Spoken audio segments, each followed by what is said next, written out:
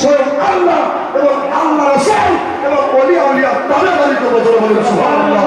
আপনার যেমন হয় জানেন না মালিক বড় নিষ্ঠুর সুবহানাল্লাহ। আপনার রাবিয়ার কাছে চাপ পাইয়ে দিলেন, রাবিয়া আপনার রাত্রিবেলায় শাস্তাই করে আল্লাহ দরবারে দুই হাত করে মাথা মতো করে কাঁদতে লাগলেন।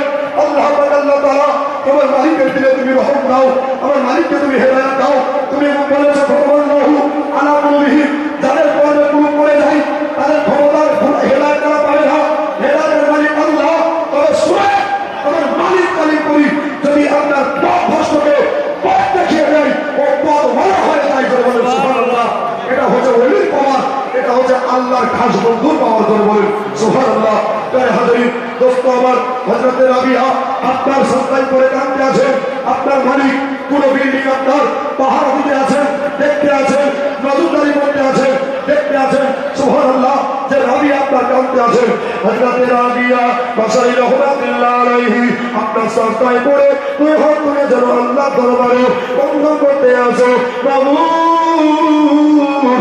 আমার আল্লাহ পাক আল্লাহ তাআলা ও পরওয়ারদিগারে আলম, আমি আমার মালিককে বলেছিলাম, আমি আমার আপনার জাহাপানাকে বলেছিলাম, জাহাপানা আপনার দিনের বেলায় কাজ করবো, রাত্রি বেলায় কাজ করতে পারবো না।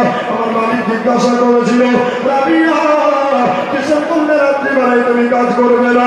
রাবিয়া বলেছিল দিনের বেলায় আপনার দুনিয়ার কাজ করবো। কিন্তু আমার নবী পবিত্র জবান মুবারাকায় বলেছে একটা হাদিস, আর দুনিয়া মাতরাবুল আখিরা। একবার ধরে বলে দেন সুবহানাল্লাহ। আরে জবান জবান সুবহানাল্লাহ। এই সব দুনিয়া